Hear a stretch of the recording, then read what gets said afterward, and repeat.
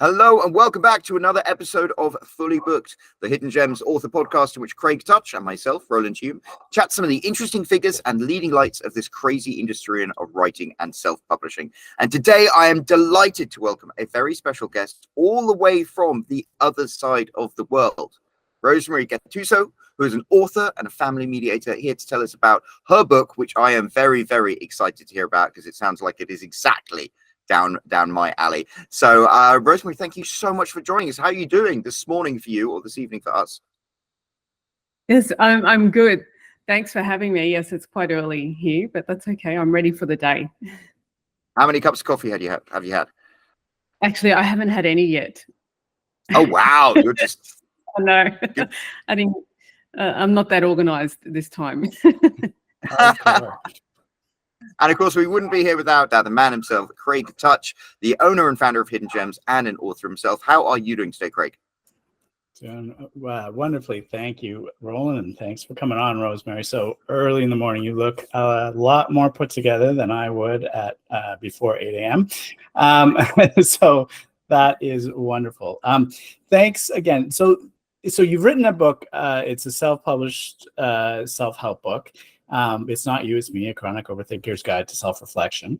We're all overthinkers here. So, obviously we want to talk about the focus of this is for authors and self-publishers. And of course you can talk to that as being a self-publisher, but you also encourage other writers to self-publish. So we're going to talk about that as well. And I'm sure there's a lot to talk about in terms of writing and how overthinking often affects your writing. It's very hard to, I think it's very hard to finish a book if you're constantly overthinking. It's kind of one of those reasons why they always say to just drill through that first draft and try not to go back and change it all, right? Because if you just keep editing that one paragraph over and over and over again, overthinking what it should be, I think that would stop you forever.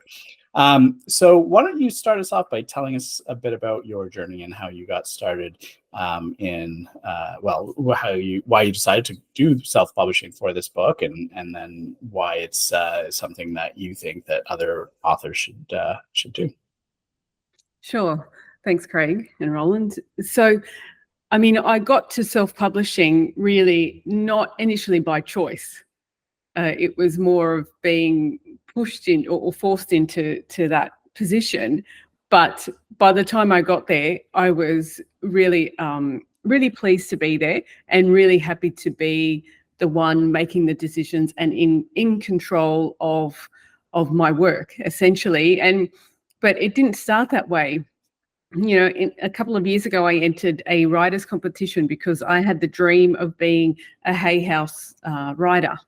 So I entered this competition, and I didn't win.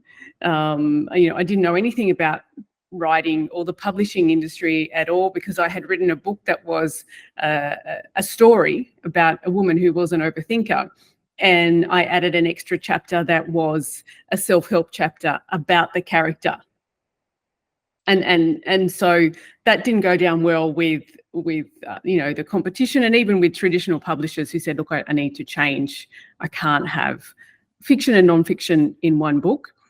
But actually in that process, I was able to connect with people in the writing industry, in the book industry, who helped me along the way. And I linked in with consultants who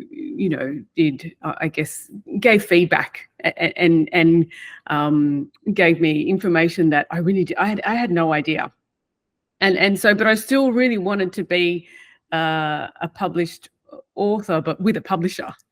I didn't want to self-help. I thought it didn't have.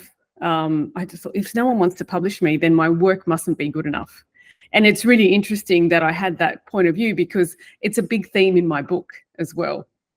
So in my book, I categorize all thoughts, feelings, and actions as either coming under what's wrong or what's strong. And anything that comes under what's wrong is the overthinking. And anything that comes under what's strong is the self-reflection. So it's interesting that my writing journey reflected the content and then sort of helped me to see, because I started off the process thinking I'm not good enough and I've never written before. I don't know what I'm doing. I need help. So I was really focusing on what's wrong in my own journey.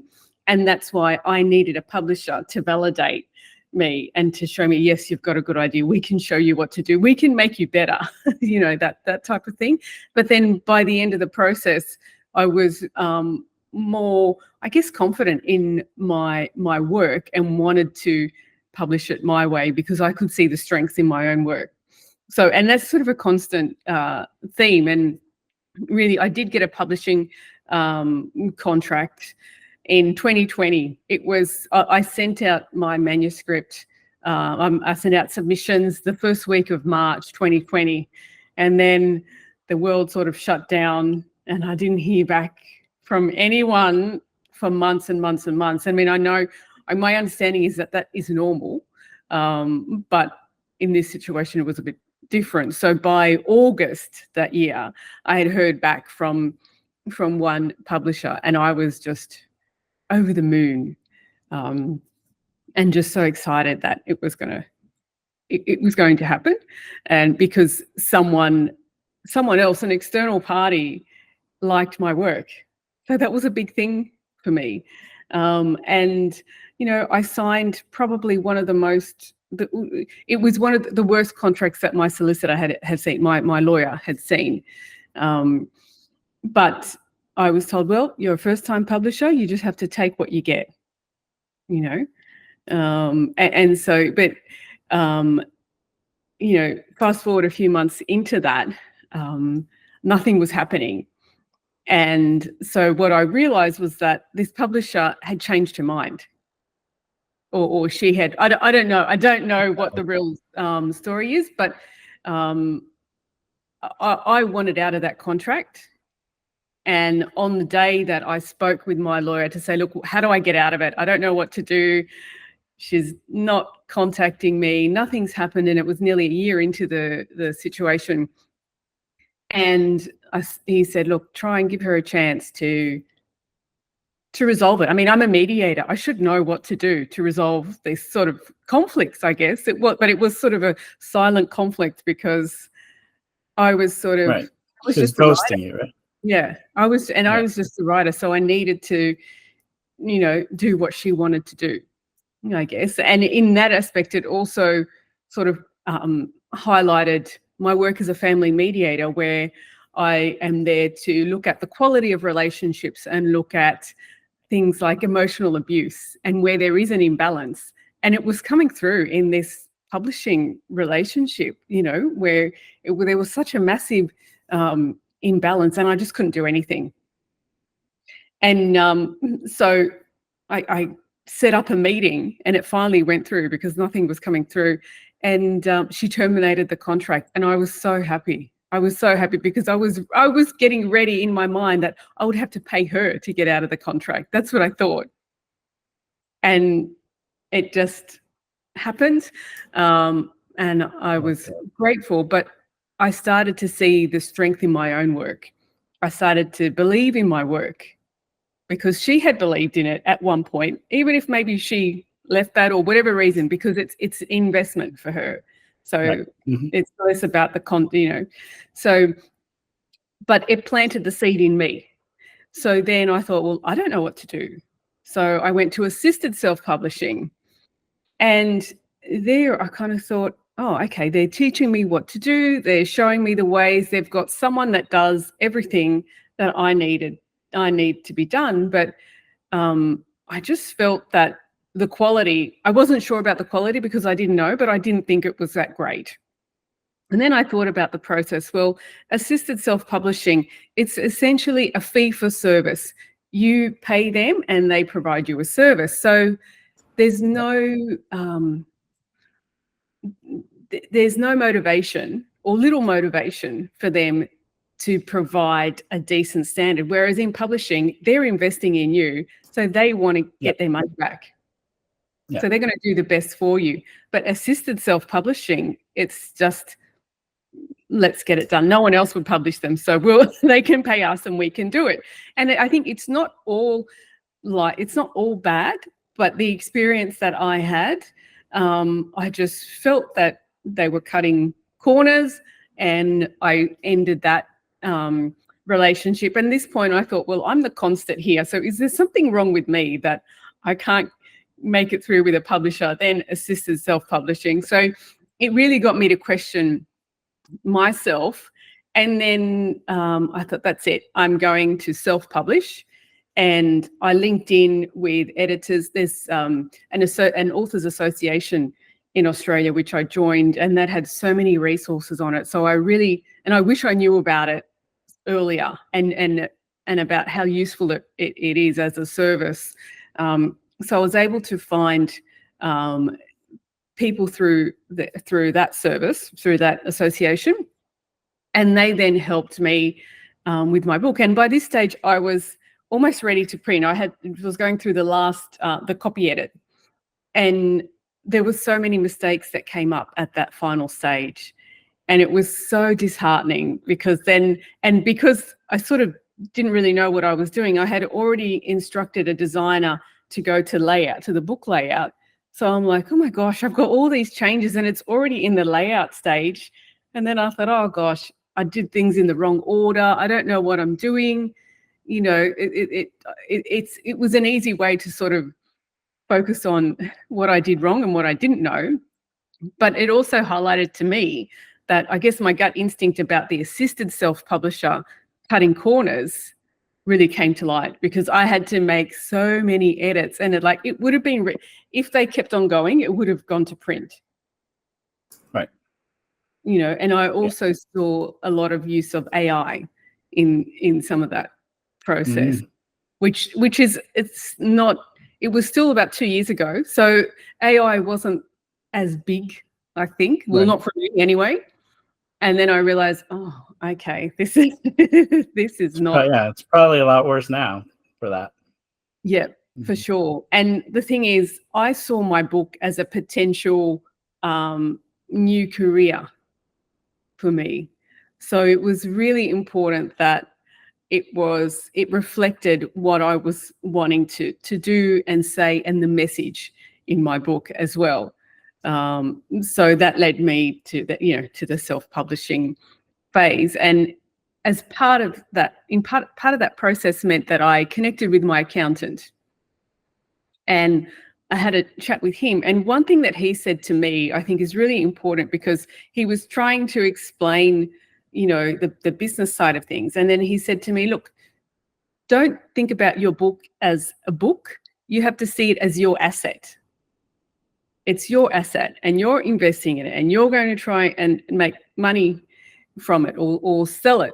And then once I saw it as an asset, it really changed my ideas, because if you have an asset, you don't just hand it over to anyone.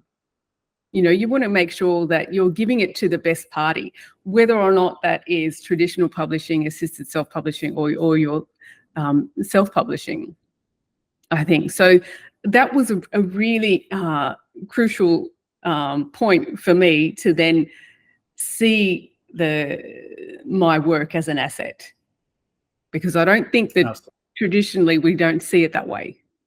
It's taken time as well. So this is, from 2020 to 2024. Right. Okay. So basically, all I wanted to say is the journey that you took, unfortunately, is very common to a lot of authors, where they have a bad experience with regular publishers. They go through the assisted self-publishing engine, where, like you said, they're really there to just churn out the books, and the quality is not necessarily there. It doesn't mean that there aren't good ones out there, but you have to be careful. We hear a lot of stories about bad ones as well, and where the idea is they're just sort of there to take your money and do things that really you could do yourself. And unfortunately, not everyone looks into it enough to see what they can do before they go and they sign with these things. And listen, even knowing that, it's fine. Like, a lot of people go fully aware. I mean, you should actually take steps to hire people to do certain aspects of your publishing. You can't be the expert in everything, right? Maybe you're good at marketing, but you're not good at cover design. So you hire a cover designer, but you do your own marketing. Or maybe you don't do marketing, but you do the formatting of your book, or you do, most authors hire editors, which you should pretty much always do because you can't really self-edit your own book. But you can do those things on your own, and then publish the book, put it out on Amazon or wherever else you're doing, and get back the royalties and not have to, pay the publisher the huge amounts like the traditional publishers take most of the money. In self-publishing, you get most of the money. With the upfront fees that you pay to those other ones, you're probably costing yourself more money in the long run because you get a substandard book and then you paid all that money, but then you don't get it. So I think that it's great that you, it's a learning process, but it seems like eventually you got to the right solution for yourself. So that's great. Yes, I think so. And that's why I'm so passionate or and encourage self-publishing. I don't think there is that stigma. It's just you need the information. You need to know what to do. And to do that, you connect with people who do know. And that's outsourcing, I guess, or learning what to do. That's crucial. Yeah. And it takes time, but and like you said, you found a good organization to give that. And a lot of authors will find different things. Roland and I started, when we started 10 years ago, we were in a Reddit subgroup where everybody was sort of just sharing their information. And that's what we've tried to do with Hidden Gems, where we have this podcast, we have blogs, we have all sorts of stuff that have that information that self-publishers can use to make those informed decisions. And if at the end of the day, they still decide, well, I'm going to self-publish, or I'm going to traditionally publish, or I'm going to hire a third party to do most of it for me, that's fine, right? But as long as you know what you're getting into, and you know that what the expectations are for those things, so that you don't get ripped off and you don't end up with a substandard book that you could have done a lot better if you had just known about other options. So that's important. It's funny too, the way that you described writing, the like a fiction and a nonfiction combined. I almost think, wow, you've created a new genre. I'm not sure how you saw that, but it's like, it's kind of a cool idea. I mean, there must be some out there where, especially in this kind of I kind of think about self-help books, sometimes you would talk about, whatever it is the topic is, and then maybe you have a little vignette where you're like, John went and did this thing and decided he was chronically overthinking. You might have a little fiction piece in your nonfiction to sort of give examples, but I guess you were sort of doing almost the opposite, where it was mostly a fiction book and then you had some nonfiction stuff. But I think that I've seen books in the past, you could have maybe put that as like an afterword, the old if you feel like you're an overthinker, then and you have your little thing as it's not really part of the book. It's sort of like this afterward, which I'm pretty sure I've seen that sort of thing done before. But that's one of the issues that we've always seen with traditional publishers, is that they are not willing to think outside the box, right? They're not willing to take a chance on something that's different because they know what they can sell. And that's the one thing that they're good at selling. And that's the only thing that they want to try to sell, because that's how they're funneled to with their business, right? But when you're self-published, you can take all the chances you want. And that's why we've seen an explosion of genres and subgenres that never existed before self-publishing came along, because self-publishers were like, okay, I could never sell this this weird kind of book that maybe there's only a few thousand people in the world that are interested in, because no publisher would ever do it. But now I'm like the foremost.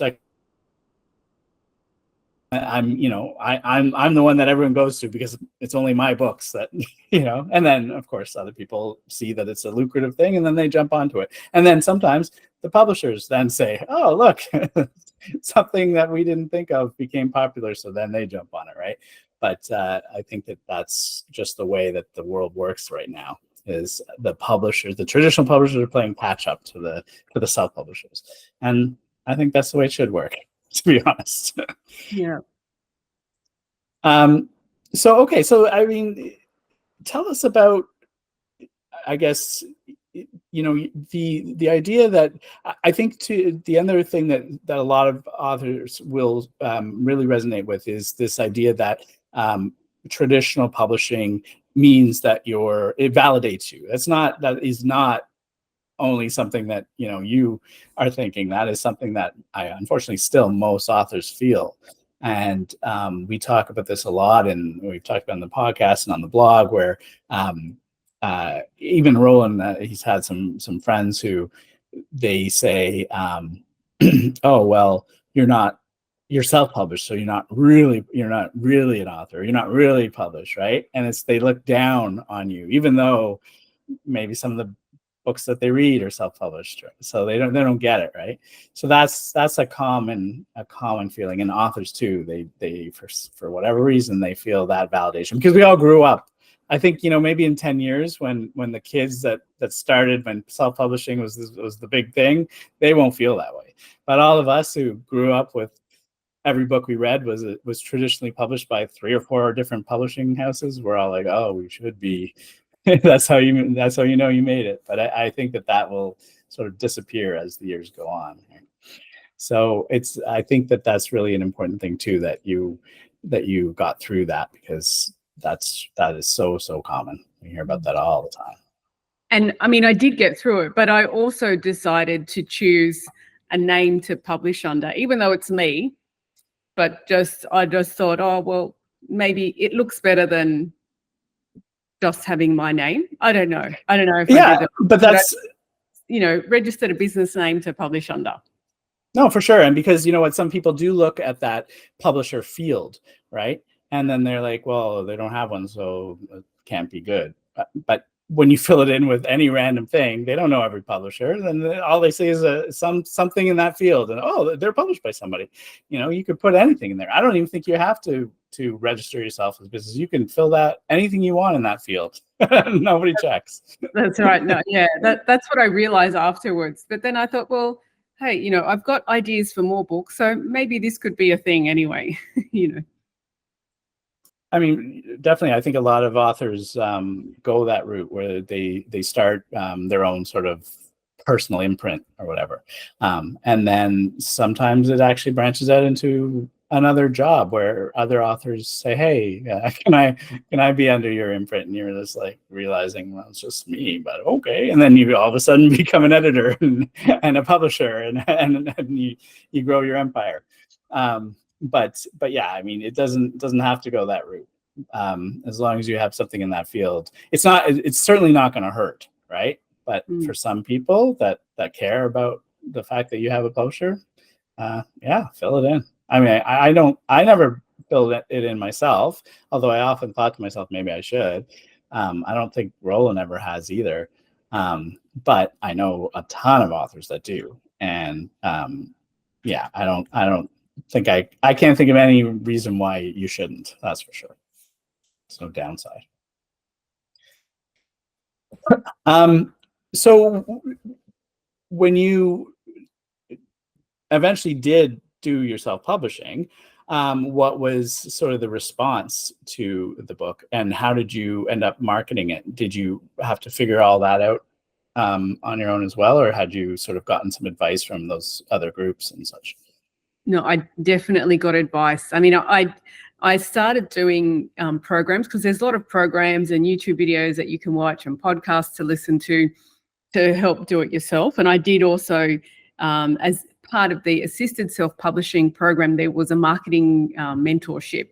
So I had some base to start with, but I eventually, and I even did a PR boot camp to learn how to write a media release, to get more exposure. And I found it was just overwhelming and a lot of work to do. So I started writing articles and doing things for marketing, and then decided to outsource. So I had a marketing consultant, which I still have. She's just a freelancer. She does a lot of work for traditional publishers and self-publishers. And I just have, 1 hour sessions with her whenever I need it. And she's been really good. And I've also got a book publicist to help me at the moment, because my books, I've had a soft launch and now having the official launch next month, and then doing a book tour. And she's been really helpful in that, and also to get media coverage as well. So that's been really helpful for me, to give me some guidance. And there's still a lot that I do on my own and have to push, and will continue to push through and work on, even just doing, like at the moment I'm at the stage where I've got advertisements. I just use Canva, which is, a design platform to design, and it's sort of an advertisement for the book, the speaking events that I'm holding, and we'll, now look at probably social media advertising to target people in the areas that I'm going to. Right. And focus, that way, because I know that a lot of that is on me. Okay, the libraries or the bookstores that are hosting me, they will have their mailing list, but I have to give people a reason to go. For sure. So who is your intended audience when you started writing, especially when you wrote the fictional version and sort of evolved into the non-fiction version? Who were you writing it for when you sat down in front of a keyboard?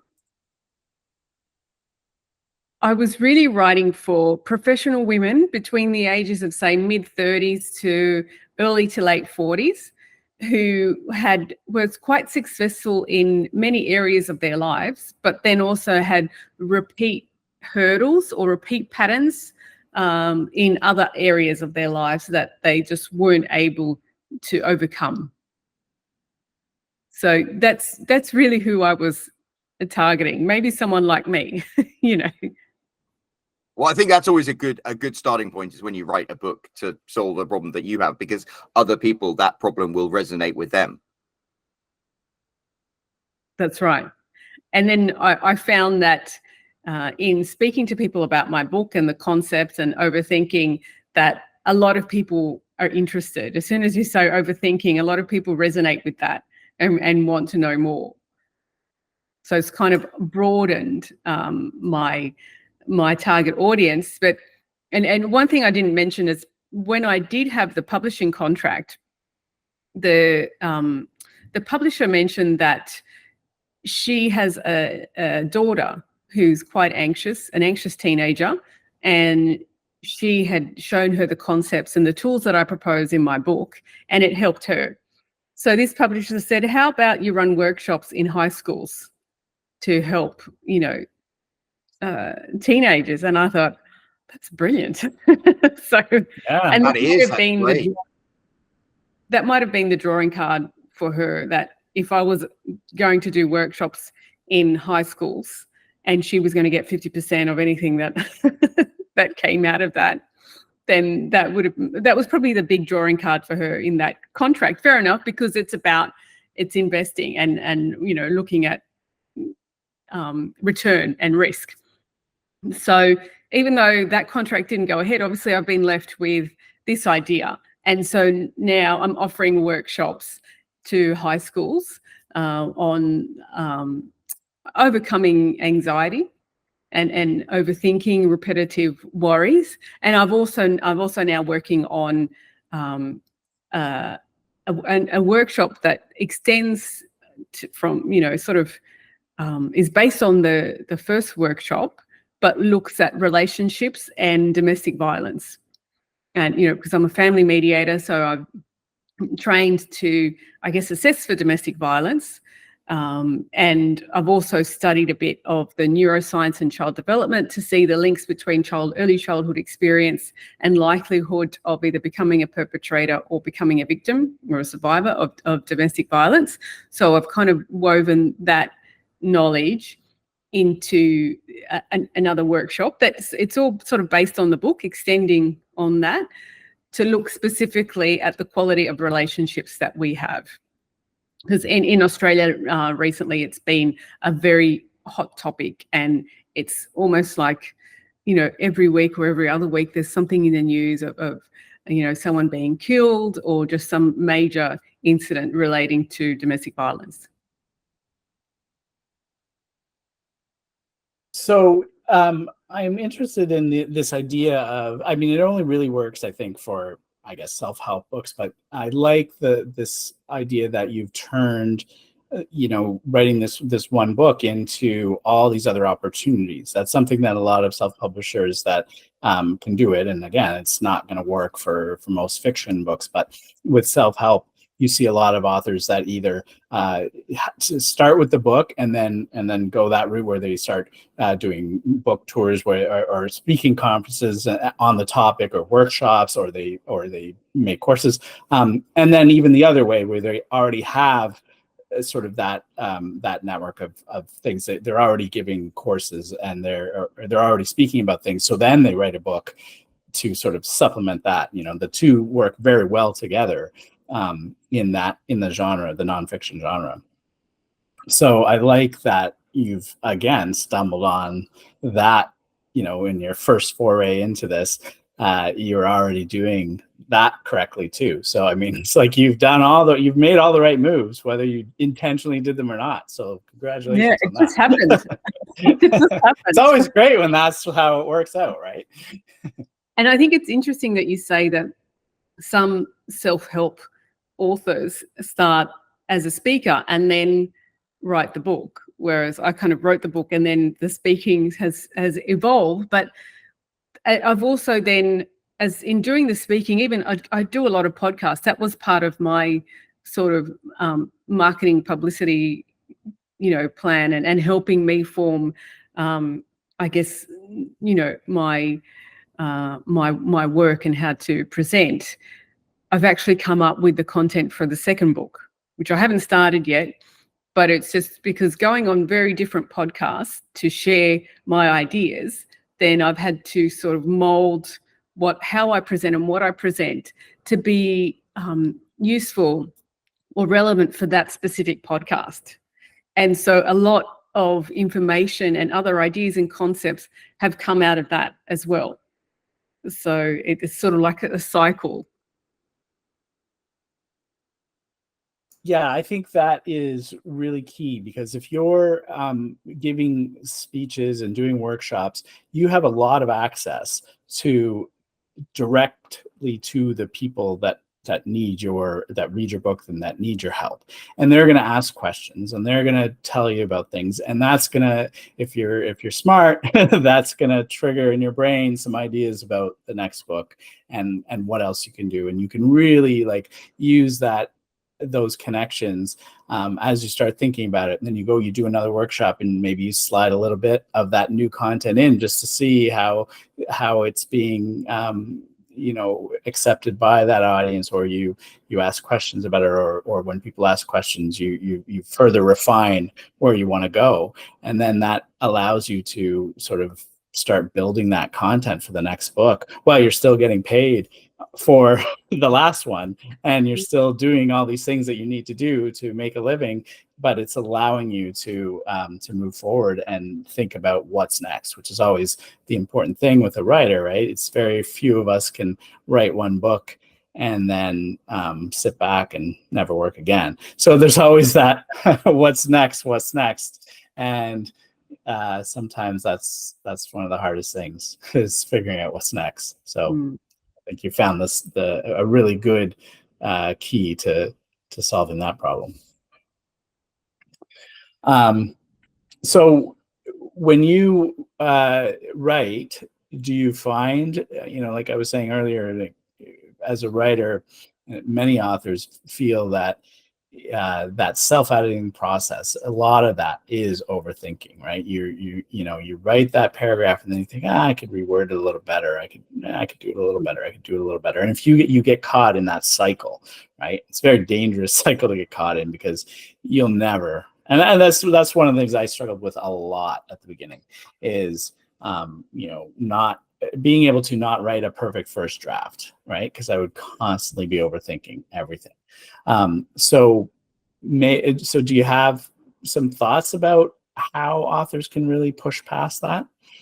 Yeah, well, I'll, sharing a little bit more about what overthinking is. How I mentioned overthinking is any thought, feeling, or action that focuses on what's wrong. And when we focus on what's wrong, we're being judgmental, we're showing criticism, and we're also staying in the past. So when we're in that phase, like you're right, things take longer because we're not ready to go to the next chapter. We're not ready to go to the next paragraph. So we stay there. And then we miss learning opportunities as well, because if we just submit it, then we'll get feedback on it and we can improve it, or maybe it's fine as it is. But whereas where we focus on the strengths, then that's more, puts us in that reflective stage, because we're going to be more respectful to ourselves.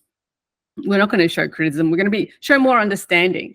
This is the first draft and we'll see where it goes. And then that puts us more into the future, focusing on the future and what might be, or at least in the present. And then it's easier to then, okay, I've finished, submit, and then how can I learn from the feedback? Let's review. Let's not focus on what's wrong. Easier said than done. For sure. But I wonder if there are, like you said, easier said than done. So are there any sort of specific techniques that people can use if they're having trouble doing that? It is very, very easy to say, but when you're caught in that and you're looking at your paragraph and you're going back, some people say don't even read what you wrote previously, which can work. But I mean, when you write a long book, at some point, especially if you have gaps in between, you need to go back and check on things that you said before and look at some of the stuff that you talked about in the past. And then you're opening yourself up to, oh, now I'm rereading it, and now I'm saying, oh, I should have changed that. And now, while I'm here, and you go and you do it. And I speak from experience again. So, what are there specific ways to really, other than just tell yourself it's fine, judge later, or is that pretty much you really just have to commit to not doing it? I think sometimes those rewrites are quite valuable, and even before we give it to someone, because the way we're thinking about things in that moment today, when I'm writing today, is going to be different to then a few times like because when you're writing, you think, oh wow, this is great, or okay, there's a flow. That's why it's coming out. Otherwise, you'd be blocked. So I think sometimes it's okay to overthink a bit, as long as it doesn't keep you stuck from moving forward. And sometimes having that time out, to then be able to reflect on it with less criticism, to say, okay, this doesn't sound right, let's just rewrite it. Or I guess some people are really, I want to get it done, and I'm going to get it done no matter what. If it's good, if it's bad, if it needs changing. And sometimes it reflects your personality as well. If you're an overthinker, then you're going to spend a lot of time on minor details and going through it and again and again and again. I guess, how much is it stopping you from moving forward? Just think about that. Because Absolutely. maybe you're rewriting the same thing 5 or 6 times, but then you give it to the editor and they do something different, or they propose, or they just like it, so I guess it's, don't be so hard on yourself, because it's the process. I mean, I know that that's not anything concrete, because it's sometimes it's hard for us to hear or see anything else when we're in that moment writing. But just be aware, am I being really critical, or do I need a break? Or let's just get it out there, because I'm never gonna get this out. That's I think at What some is it point Sheryl Sandberg says, done is better than perfect. Yes. Exactly. Yeah. I mean, they say, it's you have to write that crappy first draft where you're basically telling yourself the story first, and then you go back and you turn it into something, you polish it up and you turn it into the gem that it needs to be. I guess the trick is just figuring out how much you need to do at the time to be able to personally be okay with it and still move forward, which might be a different level for everybody. That's right. That's right. Yeah. Because then, like, I'll read my book now and think, oh, I think if I was writing it now, I'd probably make some minor changes, but it's out there and I can write another book, you know. Yeah, for sure. So when you were thinking about this process you've gone through, and you're at the point now where you think that self-publishing was the right choice. So when another author comes to you now and asks for your advice, I mean, obviously it sounds like you would say self-publish, but there might be a little bit more to it there when you want to explain about why to them, other than sort of the story that you went through, but like, what kind of advice are you giving to a person that asks you about that?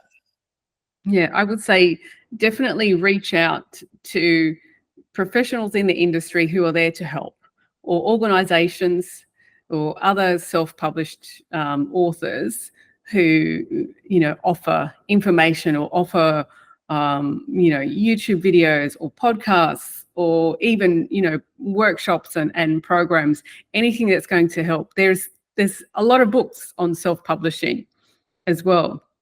So reach out. I mean, for me, there was a big turning point. The turning point for me was when I started connecting with individuals who could do the work that I couldn't and do it better and more efficiently. Okay, there's a cost to that, but it really took a load off me and helped me. So I'd say determine what you're willing to outsource, and I guess acknowledge that as a self-publisher, being self-publishing, it might take longer because you have to learn what to do. But there's lots of resources out there. The Author Society in Australia was just amazing for me. It's a paid membership. I was able to get legal advice, publishing advice, a directory. You name it, it's all there. And then it's almost, for me, it's got credibility because they're there. And I can actually speak with someone and ask someone. And I've, found 2 consultants through that process. So that's been really helpful for me. And so outsource when you can and learn the rest, and know it will take time. Yeah, I think getting the talking to people that are sort of in your genre, and getting sort of referrals is also key, right? Because it's so easy to just do a search and find things, and then you end up with somebody who isn't right for you, or isn't right for anybody. But when you talk to somebody and making sure that they are in your genre, because if you're writing self-help, the advice that you need is not necessarily the same as somebody who's writing romance. So your publishing journey and what will help you on your road to doing all the things that you've done to market this and turn it into almost an industry of creating, doing tours and workshops and stuff. It's so very different than somebody who wrote a fiction book and then simply really can just get by with simply doing some Facebook ads and some Amazon ads. I think that being able to recognize that not all advice is created equal is one of those things, and often getting referrals from other authors is the best way to do that, I think. So I agree. That's a great point, because I did actually link in with an author that I came across on Instagram, because she had put a post out when she launched her audiobook, and I was looking for resources on audiobook and how the process works. And so I connected with her, and she sent me details of the the organization that she went through, and then I subsequently used them as well. But otherwise I was kind of just a stab in the dark. So that's also quite helpful. Well, I think that's fantastic advice to kind of wrap things up in. We're nearly at the end of the hour, the psychiatrist hour. But wow, what a journey you have been on in your self-publishing. Yes, and it kind of feels like I'm still at the beginning. Well, Ernest Hemingway said that we're all apprentices in a craft in which no one becomes a master. So there we go. Yes, so true. Now, as we wrap things up, I was going to say, where can people find out all about what you do as an author, as a mediator? Where can they find your book? Do you have a website or anything like that? Yes, I do have a website. That's the best place to go to find information about me, my book, my social media, and everything is there. It's rosemarygattuso.com. That's wonderful. Well, we will make sure to pop a link to your website down in the description of this video, which I'm pointing at, euphemistically hoping that it will be down there. And so if you have enjoyed what Rosemary has to say, then please do scroll down and check out her website. And hey, while you're down there, there's that big comment section. You could take a moment and leave Rosemary a comment and let her know how much you've appreciated everything she has shared with us today. And while you're down there, if you've already done that, why don't you hit that subscribe button if you haven't already, and hit that bell icon to get notified every new time there is a new episode of Fully Booked coming out. And of course, there will be another episode coming out next week. So Rosemary, thank you so much for joining us. And we really appreciated everything you had to share. And we'll be back next week with another episode. So until then, cheerio.